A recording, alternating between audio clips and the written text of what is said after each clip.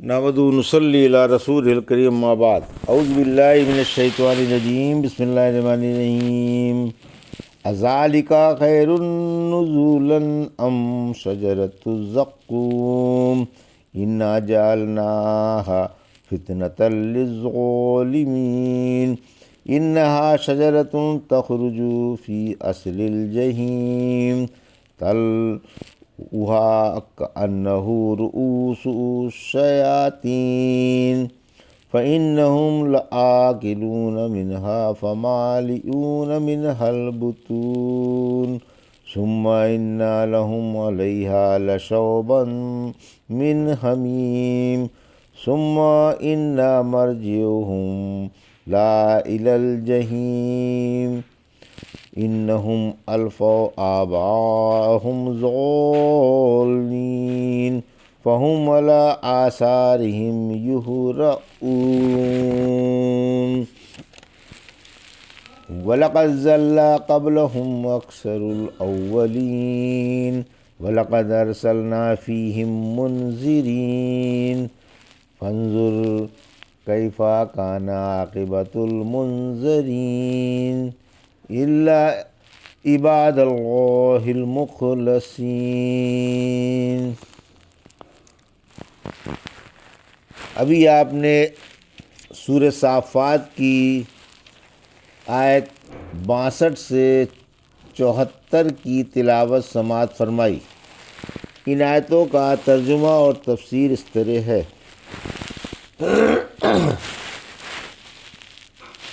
اذالک خیر نزلا ام شجرۃ الزقوم آیت 62۔ انا جعلناها فتنة للظالمین آیت 63۔ انہا شجرۃ تخرج فی اصل الجحیم آیت 64۔ طلعها كأنه رؤوس الشیاطین آیت 65۔ فَإِنَّهُمْ لَآكِلُونَ مِنْهَا فَمَالِئُونَ مِنْهَا الْبُطُونَ آیت 66۔ ثُمَّ إِنَّ لَهُمْ عَلَيْهَا لَشَوْبًا مِّنْ حَمِيمٍ آیت 67۔ ثُمَّ إِنَّ مَرْجِعَهُمْ إِلَى الْجَحِيمِ آیت 68۔ إِنَّهُمْ أَلْفَوْا آبَاءَهُمْ ضَالِّينَ آیت 69۔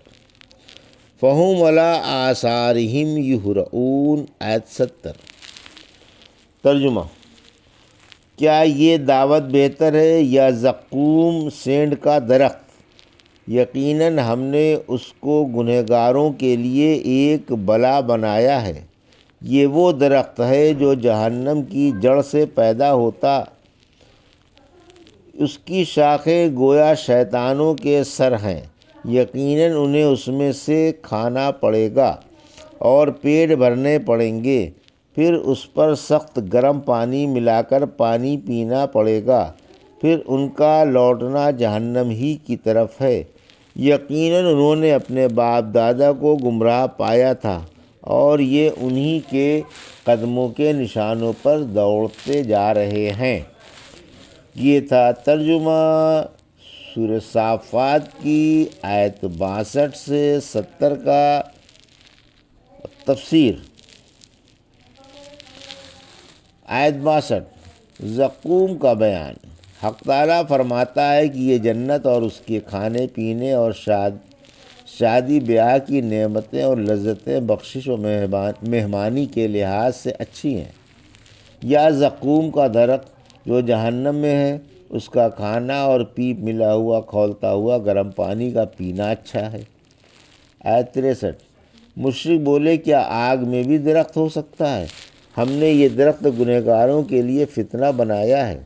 زقوم کے بیان سے گمراہ طبقہ چونکا کہ محمد صلی اللہ علیہ وسلم تمہیں خبر دیتا ہے کہ آگ میں درخت ہوگا، حالانکہ آگ درخت کو جلا ڈالتی ہے۔ اس پر اگلی آیت اتری کہ وہ درخت آگ ہی سے پیدا کیا گیا ہے اور آگ ہی سے اس کی پرورش ہوتی ہے۔ آیت 64-65۔ یعنی یہ درخت جہنم کی جڑ میں پیدا ہوتا ہے۔ جہنم کی جڑ اس کے اگنے کی جگہ ہے۔ اس کی شاخیں شیطانوں کے سر معلوم ہوتے ہیں۔ جب کسی کا بیان برا سمجھا جاتا ہے تو اسے شیطان کے سر سے تشبیہ دی جاتی ہے، گویا زقوم کے بیان سے گھن آتی ہے، وہ نہایت بدشکل اور بھونڈا ہے۔ جہنمی زقوم کھائیں گے، آیت 66، یعنی زقوم میں سے کھانا ہی پڑے گا اور اس سے پیٹ بھرنے ہی پڑیں گے۔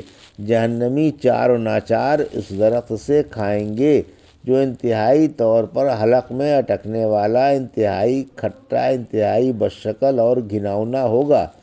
اس کے باوجود بے حد بدمزہ، انتہائی سڑا ہوا، اتنا متعفن کہ ناک بھی نہ دی جائے، اور انتہائی نقصان رساں ہوگا۔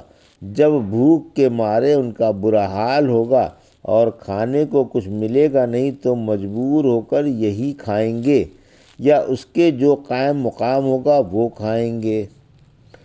سورہ غاشیہ کی آیت 6 اور 7 میں فرمایا، سوائے ایک خاردار جھاڑی کے انہیں اور کوئی کھانا نصیب نہ ہوگا جو نہ موٹا ہی کرے گا اور نہ بھوک ہی مارے گا۔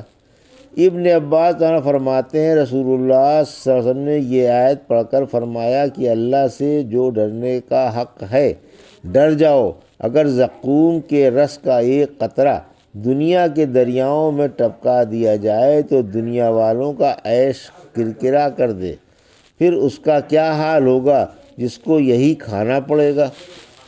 آیت 67، یعنی زقوم کھلا کر سخت کھولتا ہوا پانی پلایا جائے گا۔ ایک روایت میں ہے کہ اس درخت میں سخت کھولتا ہوا پانی ملا دیا جائے گا۔ رحمت عالم صلی اللہ علیہ وسلم نے فرمایا، جہنمیوں کے قریب یہ پانی لایا جائے گا جس سے وہ منہ بنائیں گے۔ جب یہ پانی ان کے بالکل ہی قریب لایا جائے گا تو اس کی تپش سے ان کا چہرہ جھلس جائے گا اور ان کے سر کی کھال اتر پڑے گی۔ پھر جب اسے پی لیں گے تو آنتیں کٹ کٹ کر دبر کی راہ نکل جائیں گی۔ آیت 68، پھر اس کے بعد جہنم ہی کی طرف لوٹیں گے جو بھڑک رہی ہوگی اور انگارے برسا رہی ہوگی۔ کبھی تو اس عذاب میں مبتلا ہوں گے اور کبھی جہنم کی آگ میں جھلس رہے ہوں گے۔ سورہ رحمان کی آیت 44 میں فرمایا، دوزخی جہنم میں کھولتے ہوئے سخت گرم پانی میں گردش کرتے رہیں گے۔ ابن مسعود تعالیٰ فرماتے ہیں، اس کی قسم جس کے ہاتھ میں میری جان ہے، قیامت کے دن دوپہر کو جنت والے جنت میں آرام کریں گے، جہنم میں جہنم والے رسید ہوں گے۔ پھر یہ آیت پڑھی، سورہ فرقان کی آیت 24، اس دن جنت والے قرارگاہ ہوں گے، قرارگاہوں میں و آرام گاہوں کے اعتبار سے اچھے ہوں گے۔ آیت 69-70، تقلید کی برائی، یعنی ہم نے انہیں یہ سزا اس لیے دی کہ انہوں نے اپنے باپ دادا کو گمراہی پر پایا اور بلا دلیل کے ان کی پیروی کی، اسی وجہ سے فرمایا کہ یہ انہی کے قدموں کے نشانات پر دوڑتے رہے۔ وَلَقَدْ ضَلَّ قَبْلَهُمْ أَكْثَرُ الْأَوَّلِينَ، آیت 71، وَلَقَدْ أَرْسَلْنَا فِيهِمْ مُنذِرِينَ، آیت 72، فَانظُرْ كَيْفَ كَانَ عَاقِبَةُ الْمُنذَرِينَ، آیت 73، إِلَّا عِبَادَ اللَّهِ الْمُخْلَصِينَ، آیت 74۔ ترجمہ، دیکھو ان سے قبل اکثر پہلے لوگوں میں بھی گمراہ تھے، ہم نے ان میں ڈرانے والے بھی بھیجے تھے، پھر آپ غور کریں کہ ڈرائے ہوئے لوگوں کا انجام کیسا ہوا، علاوہ اللہ کے مخلص بندوں کے۔ یہ تھا ترجمہ آیت 71 سے 74 کا تفسیر۔ آیت 71، پہلے مشرکوں کا کتنا برا انجام ہوا۔